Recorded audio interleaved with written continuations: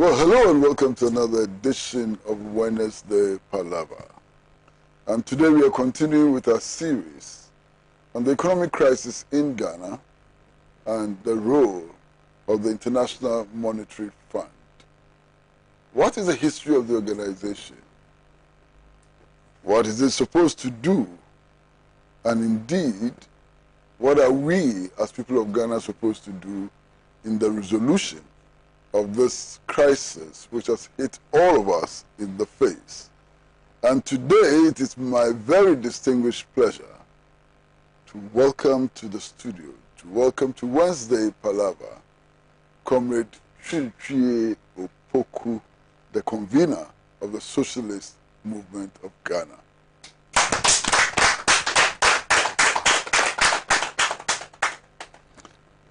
Well, we're going to start with what would look like a regular interview. We're going to be posing some questions to Comrade Kyeretwei Opoku, and he's going to be responding. And those of you in the studio are also free to raise questions.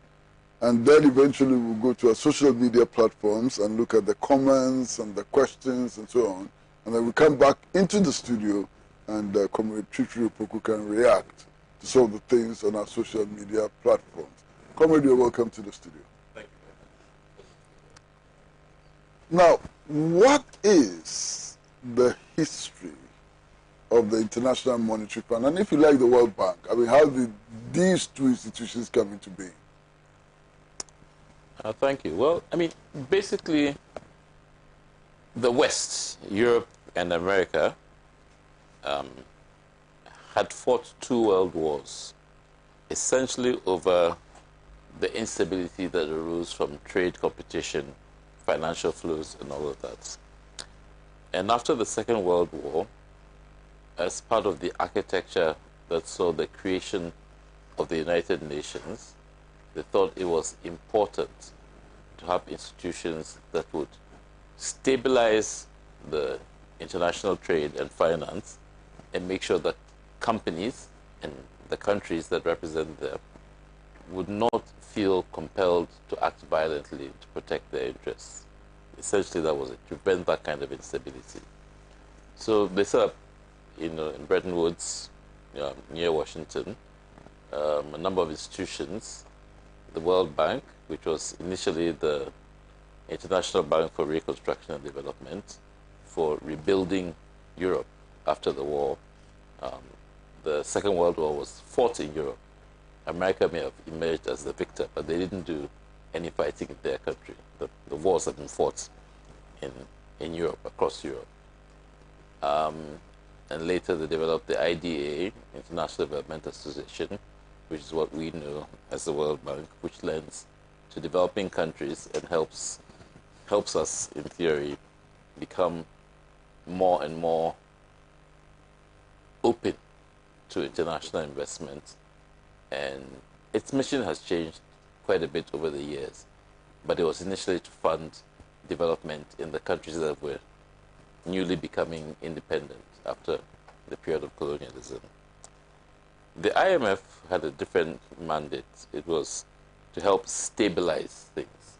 So it was a lender of last resort to countries. They had basically about three types of facility. You could go for a standby guarantee, which made your creditors, and at the time most of the creditors were international sovereign banks. So it was like the World Bank itself, it was like later European Investment Bank and so on. But largely people who were lending government to government, okay? And then obviously now there's a lot more private lending to third world countries like Ghana. So they had the basic standby, guarantee, and then they had a longer term, 3-year extended credit facility, I think that's what's called, in which you take about 3 years to restructure your economy. Countries that had fallen into debt because they had borrowed foolishly, or because the commodities on which they depended for revenue, the market had gone south on them, or whatever. It would take about 3 years. IMF would give you some money to help meet your debts. And I think that's important. is about money to meet your debts. It's not really about development. It's about how you pay off creditors. And if you are on an IMF facility, then you could expect that sovereign lenders would take the, if you like, the full faith and credit of the IMF and reschedule your debts. So first you have to make a commitment to repay your debts, to prioritize paying those debts. Then you would agree with your creditors with the backing of the IMF, and then IMF would actually give you cash to pay off those debts. Okay. And then you have an extended credit facility, that's the ECF, then the EEF, which is an even longer facility, which could run for 10 years. So which obviously the sums of money are larger. But the thing about it are the policy conditions.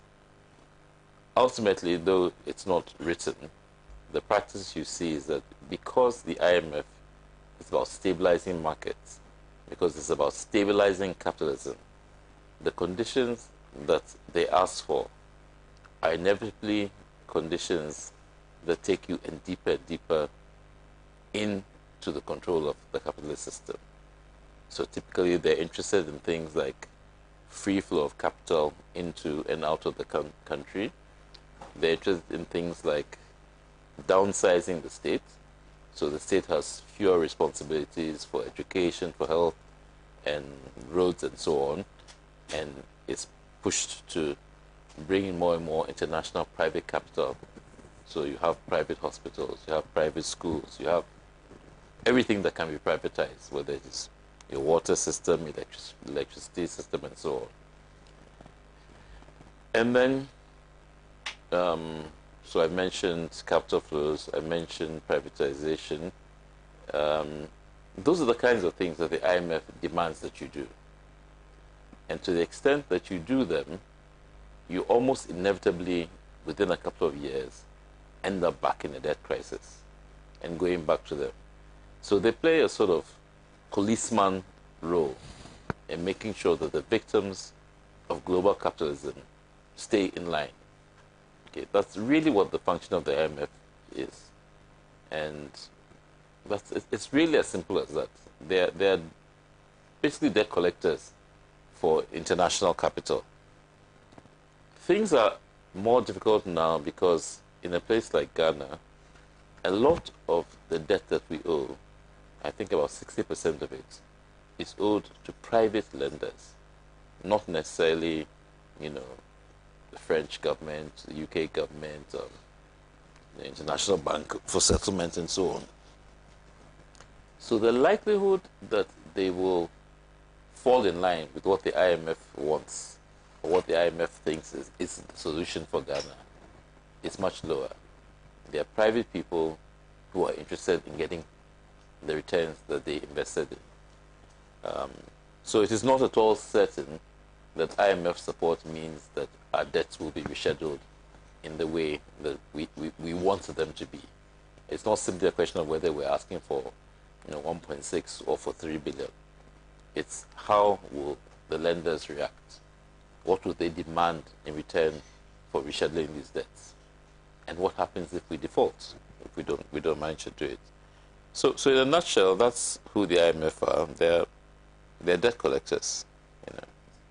The Ghanaian public, the Ghanaian people, are actually complaining about the harsh conditions of life.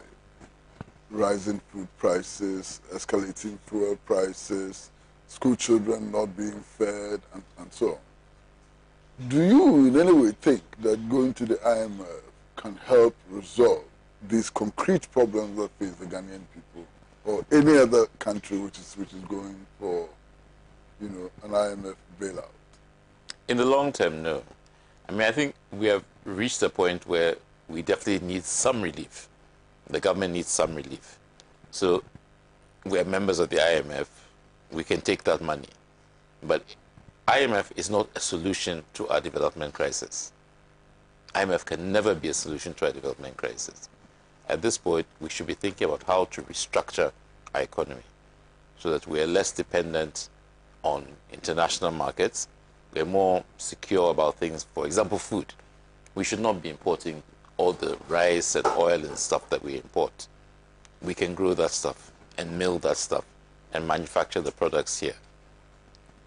We produce oil, so we should not be as dependent on the international oil markets as we currently are. We must invest in the infrastructure that allows us to use more and more of our own oil, even if it is at international prices. The oil is here. We shouldn't have to go through the process of exporting what we produce and then importing from somebody else, and the challenges that are involved in that. And one of the things that could happen to us, for example, is creditors could start seizing our oil shipments on the high sea in order to pay off the debts which we acknowledge that we owe and so on. So we should be looking at building more integrity and more resilience into our own economy. We should be building the schools ourselves. We should be doing the farming ourselves. You can't have both this huge unemployment, youth unemployment problem, have the arable land, and also be hungry at the same time. Somebody's not thinking. And it's not, I mean, we've been saying these things for 50 years now, so it's not any new thinking, but there are concrete things that we should be doing as a people to wean ourselves off the dependency we currently suffer. The Ghanaian government says that it is expecting to get $2.5 trillion out of the negotiations with the International Monetary Fund. Is that possible? Is that given? Is there any guarantee that the government is going to get $2.5 trillion out of these negotiations? Trillion? Billion. Okay. 2.5 billion out of this negotiation. In any case, what is the nature of the negotiation? What are they negotiating? Well, nothing is guaranteed at this point in time. Nothing is really guaranteed. You have a sense that they are likely, I mean, IMF, at the end of the day, they don't want you to default. They don't want a crisis. If a string of African countries start defaulting on their debt, it will throw the international market into chaos.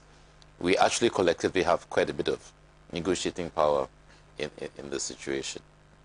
But I think at this point in time, what IMF has asked is that we approach our creditors and try and negotiate to see what rescheduling is possible. How much money they will give us at the end of the day is related to what we're able to negotiate. And as I've said, because a lot of our creditors are private people, it's not at all certain what the outcome of those negotiations will be. There are people who have money coming in. There are debts that we need to pay next year. There are people who we have to pay in 2 years' time, in 3 years' time, and so on. So hopefully, it's not entirely structured, but hopefully each group, based on when their debts mature, will organize themselves and will go to them and go and meet the representatives of the creditors and try and do a deal.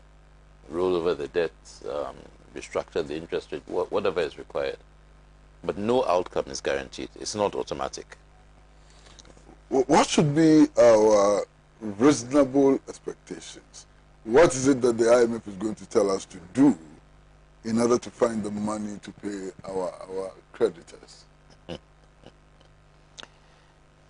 Well, IMF is certainly going to ask for a freeze on the wage bill. They're going to try and get government to cut down its expenditure. So I think that probably some of the more prestige-type projects, National Cathedral and stuff, will end. There will probably, and I think you've started hearing it, there will be discussions about cutting the cost of free SHS. There have been very strong statements about how it's never going to be affected and so on.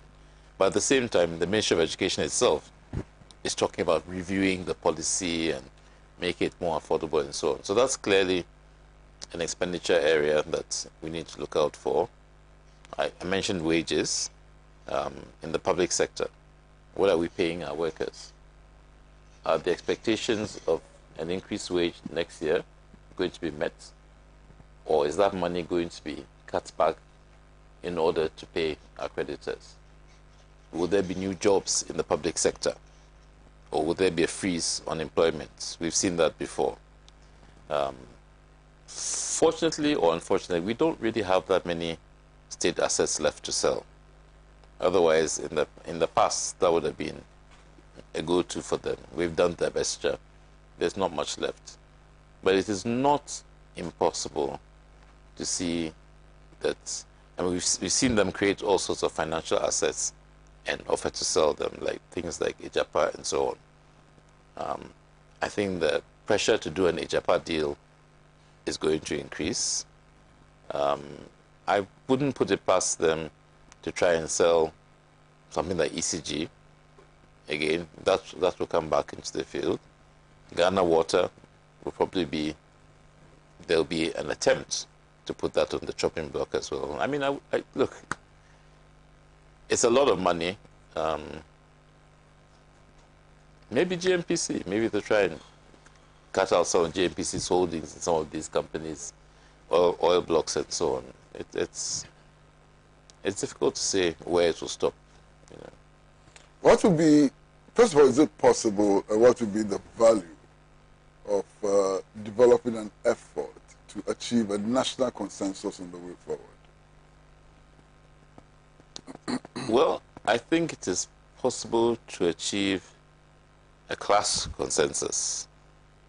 National consensus is a much bigger thing. But I think working people had to be willing to put their foot down and say, thus far and no more.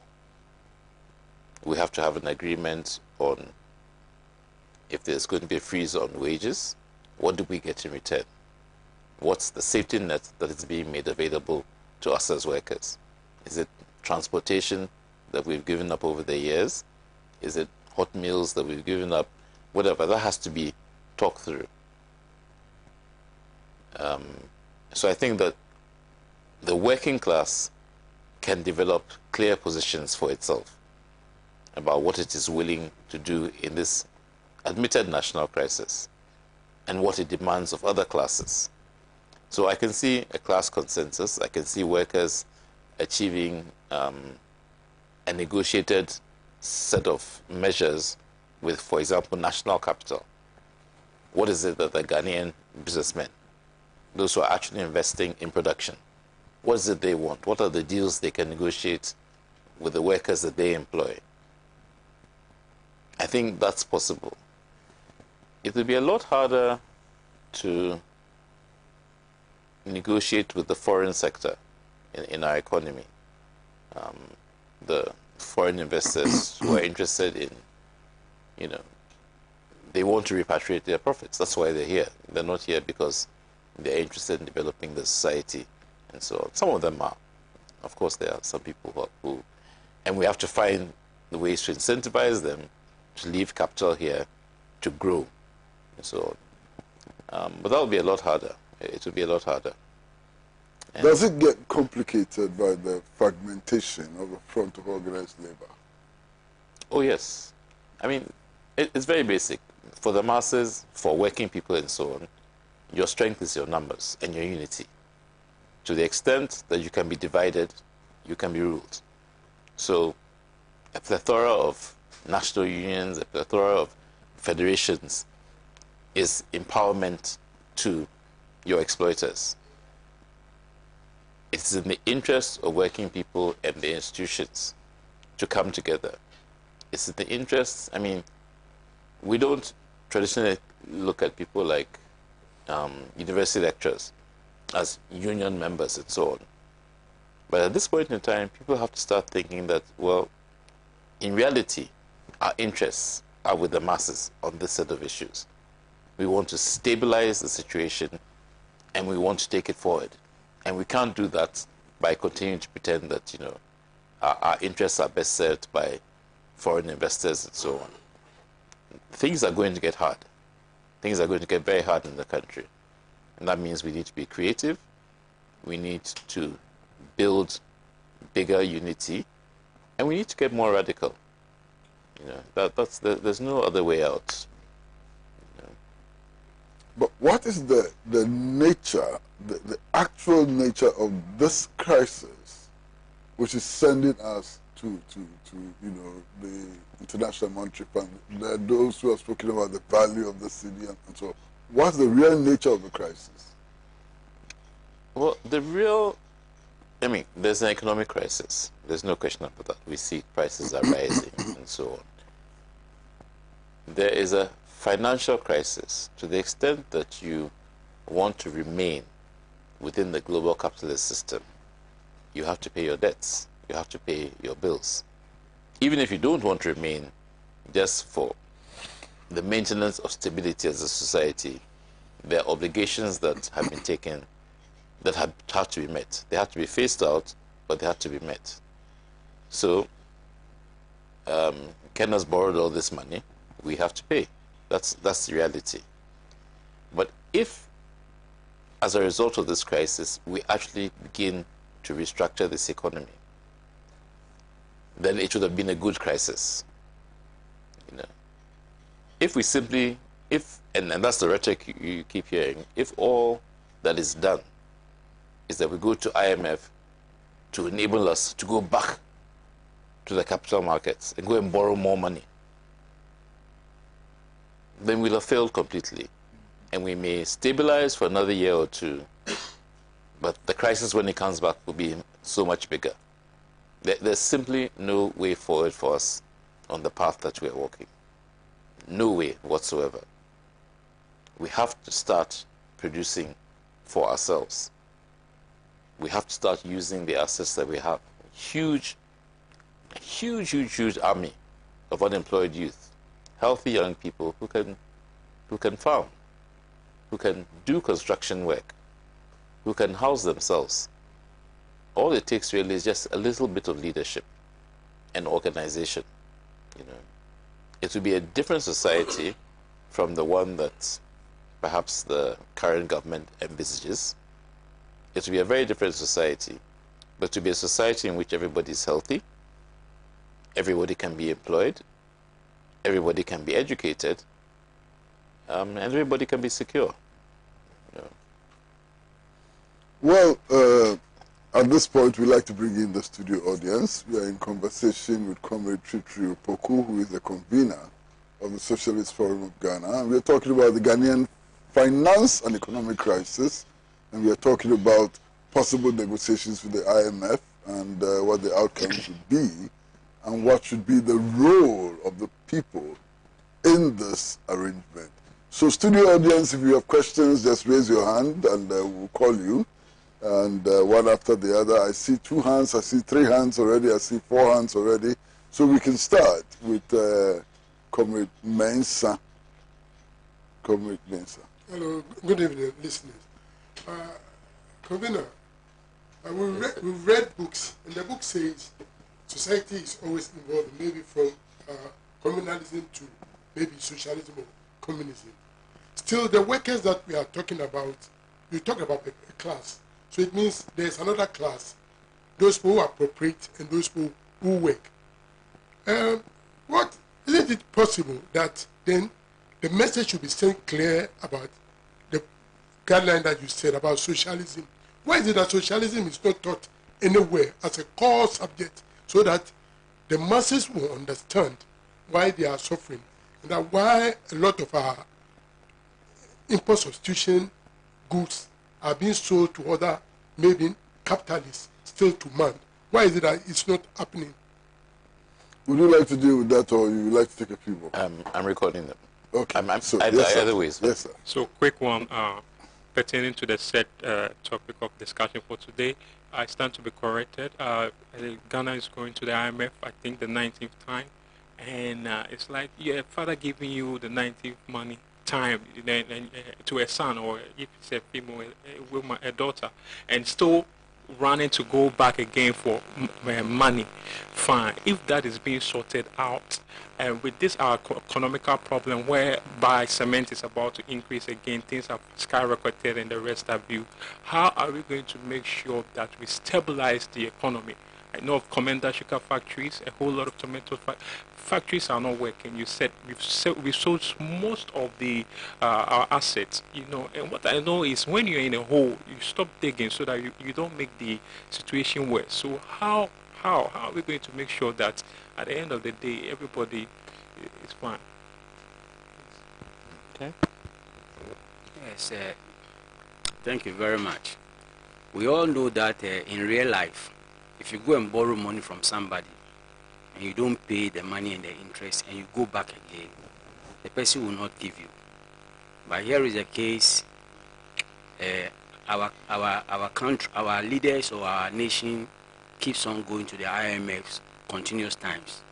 And we all, from our experience, we realize that our Minister of Finance is not doing well.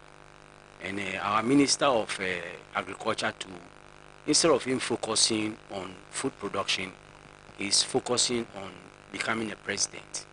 And what I see is that if the IMF will touch the National Cathedral from not going on, it's fine. Then reviewing the educational policy is fine. But tackling the workers, like bringing down the size of workers, no, I don't think it's fair. What do you think about it? Okay. Hello? Yes, Comrade, you are very clear on the stance that IMF is not the way forward, and I think I agree with you on that.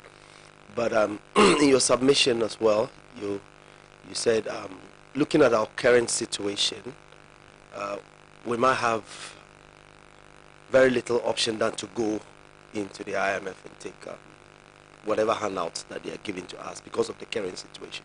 I'd like to know, I mean, what's the way forward if, for example, government decided not to go to IMF, even though they've taken that decision already? What else could they have done differently to change the narrative? Because if the situation is so bad that they have to go to IMF, yet that's not the solution. It's just a stopgap to get things, you know, alleviate the problems we're in, I mean, just for a short while. What's the way forward if they decided not to go to IMF? What would have been the best way forward?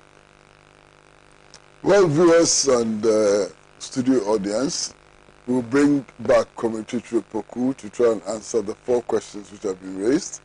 And thereafter, we'll be going on our social media platforms to pick the comments and the questions.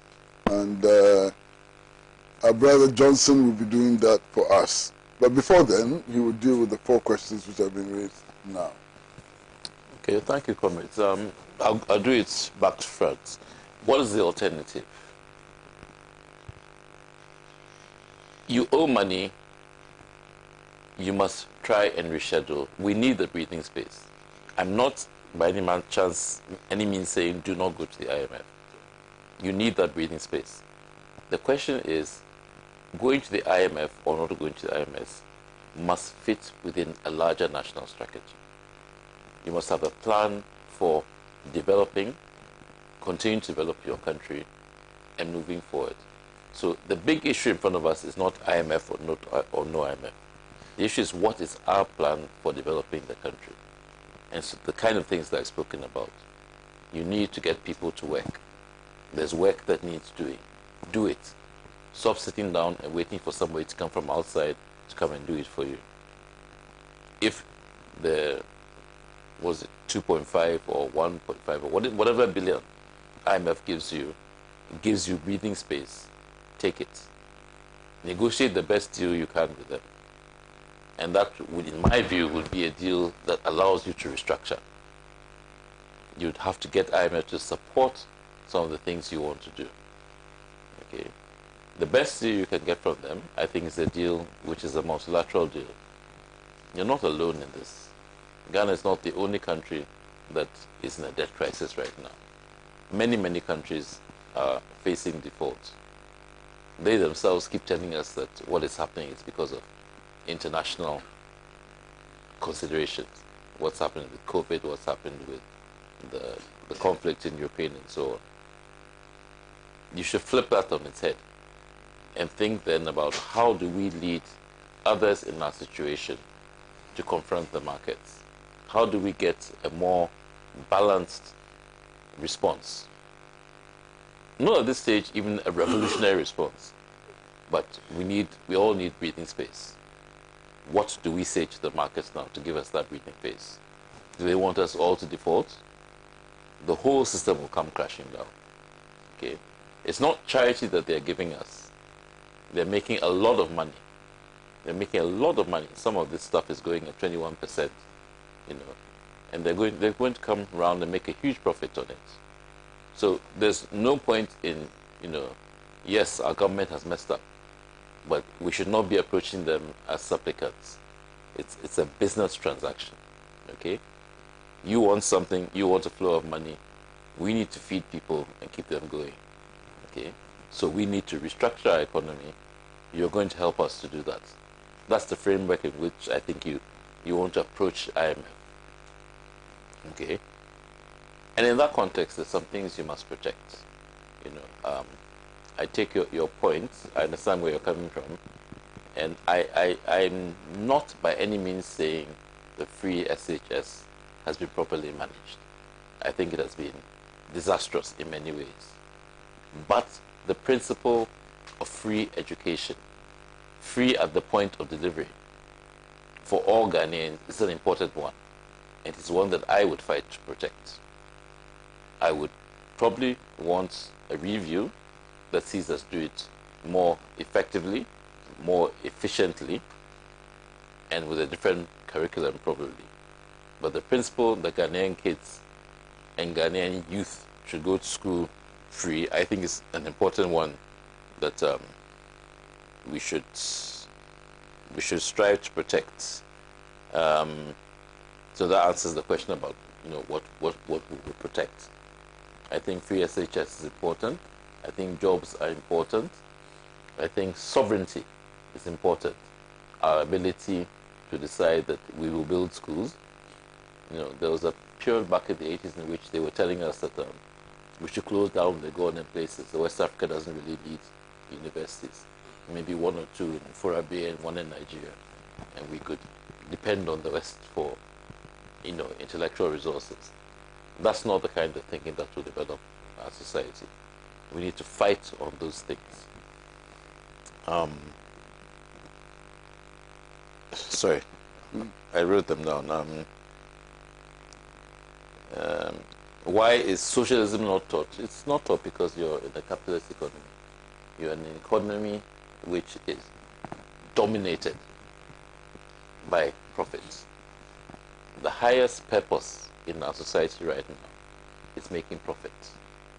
So people don't go into the media because they want to educate and entertain. People go into the media because they want to make profits. People are not investing in farming because they want people to eat better food, more regular food and so on. They go into it because they want profit at the end of the day. Okay. So our own most natural instincts are being converted by the profit motive and are working against us as a society. And so our schools won't teach a different approach to organizing society, because that then undermines the profit motive that underpins the educational system. I don't know if that makes sense to you. Okay, so you're not going to see those things. Okay, that's my first round of answers. Well, it's now time to turn to the social media platforms. And Johnson, if you're ready, are we going to start with Facebook or are we going to start with WhatsApp? Facebook, carry on. All right, good evening, viewers, and my name is Junior Johnson. I'll be reading some messages from our various social media handles, Facebook and WhatsApp to be precise. And before that, I'd like to wish our very own Comrade a happy birthday, a belated birthday for that matter. May the Almighty replenish everything that we've lost. Or this Facebook, it says, today, as I reflect, I have come to some conclusion that apart from the fact that the political leadership has failed us so far, the unnoticed group that has also failed Africa to pursue the Pan-African agenda and by extension socialism are those intellectuals who claim to be independent in their heads and yet are partisan in their hearts. Just think about it. Well, this also says, I'm learning a lot from the insightful discussions. Well, this one is also wishing our very own comrade Kwesi Pratt. I'll move to WhatsApp and so it's a bit of a thread. This one says, Honorable, good evening. Please, the way Nana Akufo-Addo has destroyed the country, when President Mahama takes over, we should back the currency with the gold, rosewood, oil to make his governance stronger. If not, things will be harder for us. This also says, it is time we start considering the age of our leaders. Anyone 55 plus should not qualify to lead the country as a president. Appointees take them for granted because of their inactivity. I want this to be discussed extensively and agree on the age limit. Another one says, I think 60 is okay and below may limit some brainy people with other ideas. Anyways, 60 shouldn't be on the throne again, per my personal argument. Another one says, I don't think it is the issue of 55 years, but pure wickedness. Check the ages of Joe Biden, Putin, Trump, and Al-Hassan Ouattara of Ivory Coast, and other leaders around the globe. Their ages are above 60 years, and yet they are performing incredibly well. Okay. Another one says, the issue is that someone who is satisfied with his heart desire cannot plan properly for you. Those old men have gotten whatever they want in life, so they can't have any good plan for the future of the youth. Let's not accept any 60. The last one says, if he is 60 and happens to enjoy the second term, that is where the laziness starts. When late Atam was directed to Fono to pay Wyoming's check, what happened? They ignored him and was follow-up. So let's study the second term of our presidents. Thank you, and this is all for our social media. Thank you very much. I don't know if you'd like to react to some of the suggestions. There's the issue of age and so on. I don't know what your reaction is. I don't think the issue is age. I don't think the issue is that people are too old to serve or to play a role in developing society. I do, however, think that there's a much bigger role available, or there should be a much bigger role available for younger people. I think the issue is how the society is organized, what are the venues within which people can organize. It's not about the top 20 posts in the country or the top 200 posts and whether the people who occupy them are 30 or 79. What are we doing at our own community levels? What stops us from having community parliaments where all the young people meet, whether it's at the level of a neighborhood or at a larger level, and say, this is what we want for our society? Why can't communities meet every week and make these decisions and then tell your district assembly that this is what we want? This is how the money that you've been collected, this is how we want it spent. And we ourselves will go out and do the work. What are people waiting for? The central government is not coming to lead anything. Most of your assemblies are a waste of time, or they need to be guided. And they need to be guided by popular activity, by what the people themselves are willing to do. You want to farm, who's going to give you land? Chiefs have land. Youth, organize yourselves, take the land. Take the land. It's your land. There's expertise available to help you learn how to farm it, to grow your own crops, to use your energy and not be hungry at the end of the year, to protect your communities. Those things are possible, but they're only possible if people start organizing. If people have the confidence to take control collectively of their own lives. That's what the socialism has to be. It's not just about the theory and so on. The theory is important, it's vastly important, but there must also be action. You must always organize your communities. You must fight concrete battles. You want more schools, you build the schools. You want the teachers to stay in the classroom, you monitor them. You want accommodation, you build it. Don't wait for somebody who is going to make a buck out of any of those processes to come and tell you this is how we're doing it. We have the engineers, we have the teachers, we have the doctors. I'm not saying we cut ourselves off from the rest of the world, but there's so much more that we can do for ourselves if we just stand up and begin to organize. What are some of the solutions which are being put forward? I mean, we are told, for example, that if we could find a lot of gold and use that to back our currency, the problem will vanish. Well, it's the question of who is finding the gold.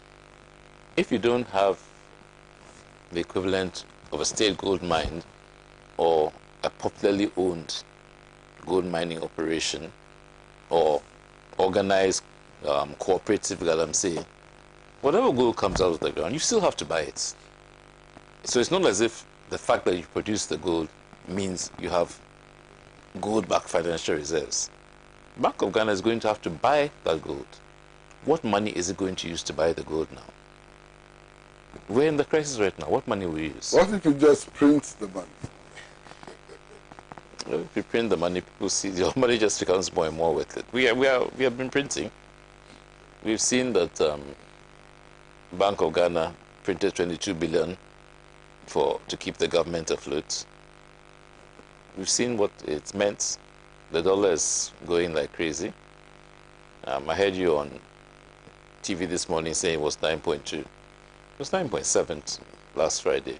Wow. Yeah, so it's printing is not the solution. It just makes your money more and more worthless.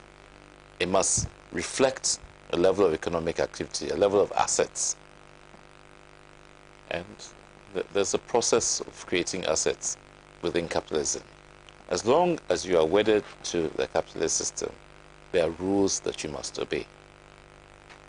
Otherwise, it doesn't work. It has also been suggested that just a reshuffle of ministers may send a positive signal and contribute to shaping things, to reshaping things. Who is this sending a signal to? Who is it that we are trying to signal? I've heard the argument. I'm not quite sure what it means. That the opposition will be happy if Ken loses his job. Will policy change? Because So there are elements in the New Patriotic Party who want to see, a reshuffle of ministers. Is that a useful tool? Well, I suspect that those elements in the MPP are looking at their electoral survival. They are thinking that a shake-up suggests to the public that we are listening. So people say, okay, maybe we give them another chance in time. But it's not about policy. If they were interested in a different policy, they should come out and say it. They should come out and say, no, we want A, B, C, D, not just change the team. And I think that's the point, that it is a team led by a president. So does the shake-up mean you get rid of the president? If you got rid of the president, are you comfortable with his vice? Are you better off with his vice? It's about the system itself, not about the individual accidental players. So maybe the IMF and people will be happier with a different Minister of Finance. I don't see it, but maybe that's true.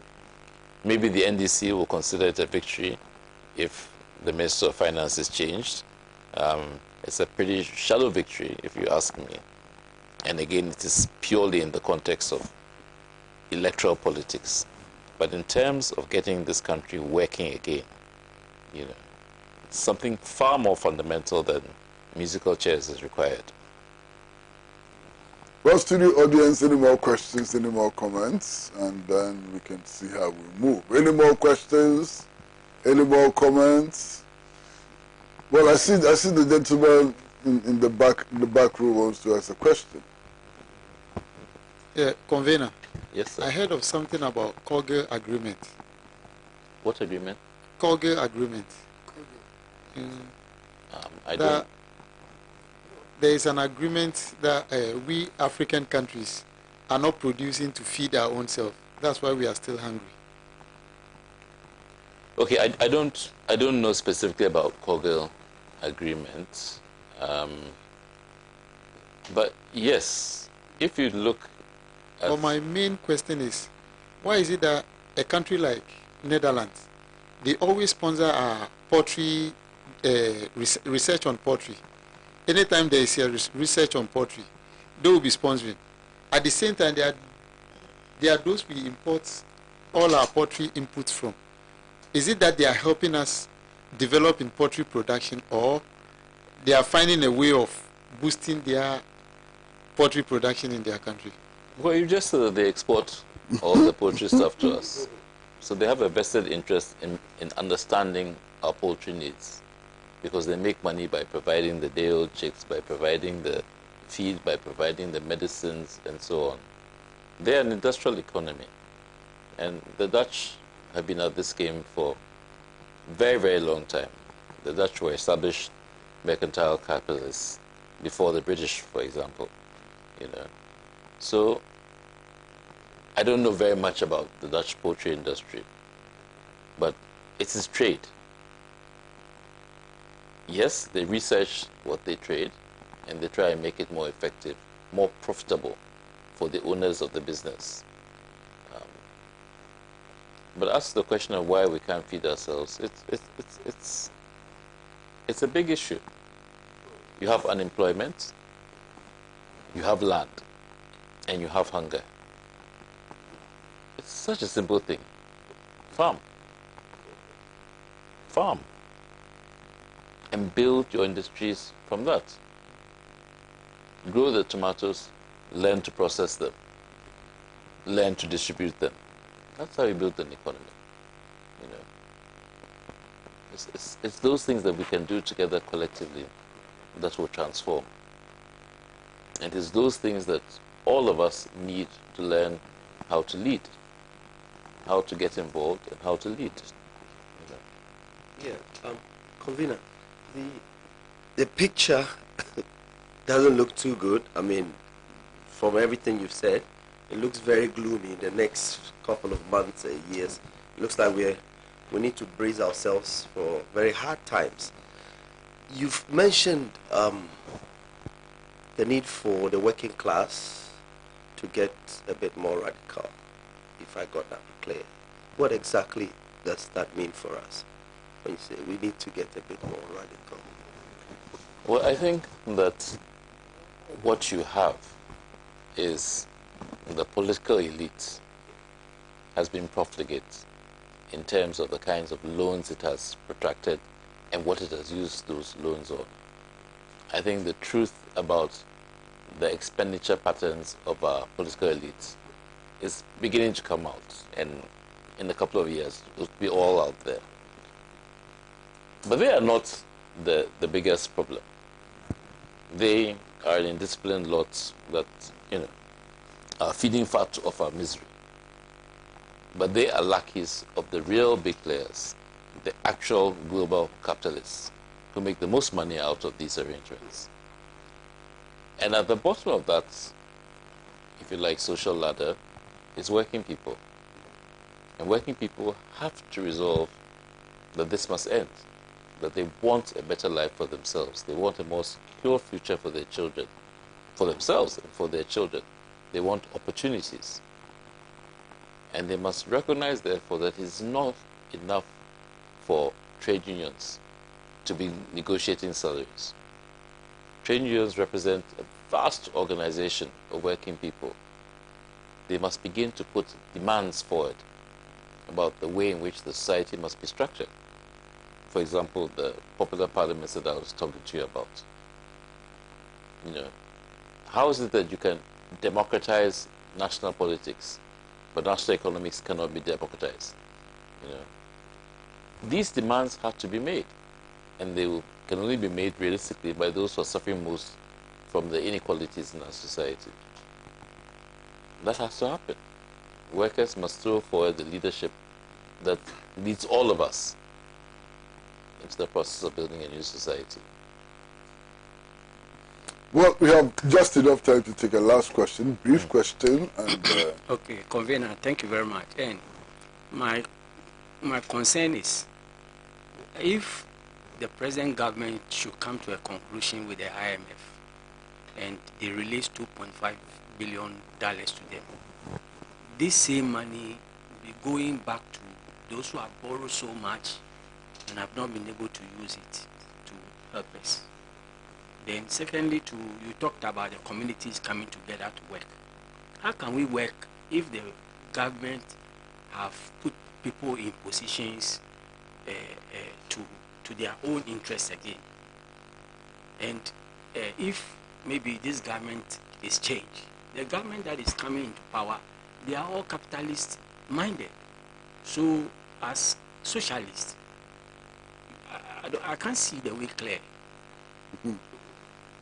But you're leaving out of your equation popular organization.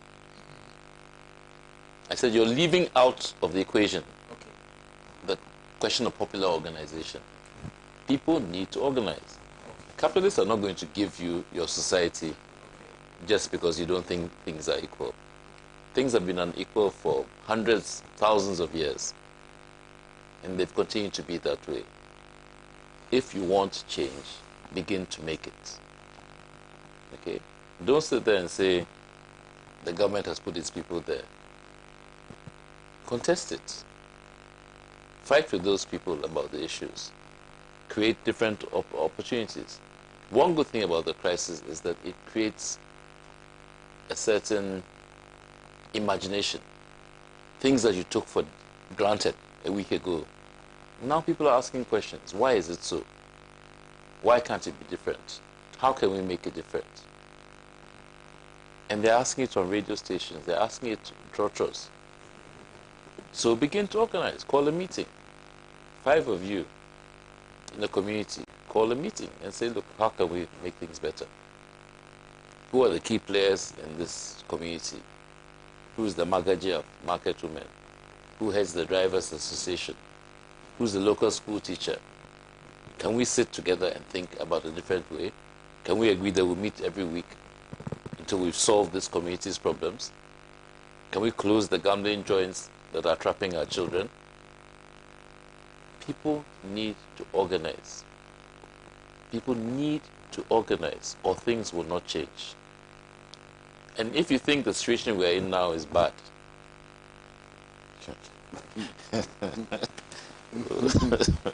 we haven't seen the end of this thing.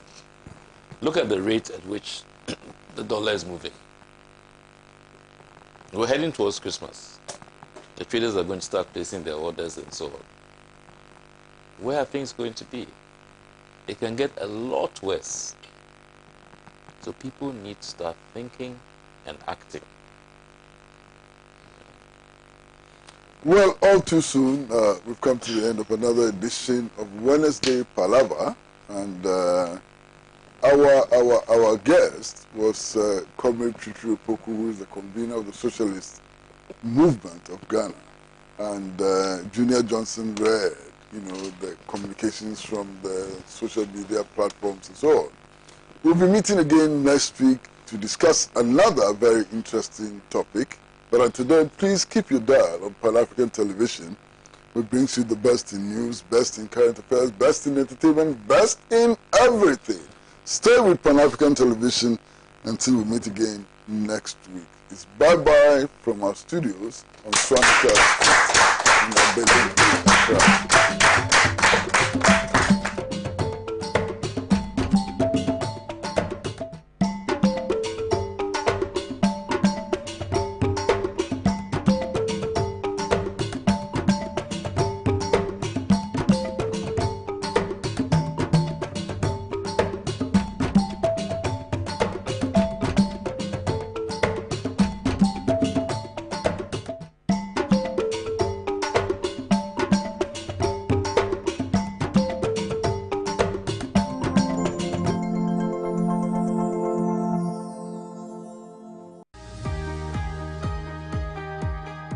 Welcome to Calm Trading and Farms Limited.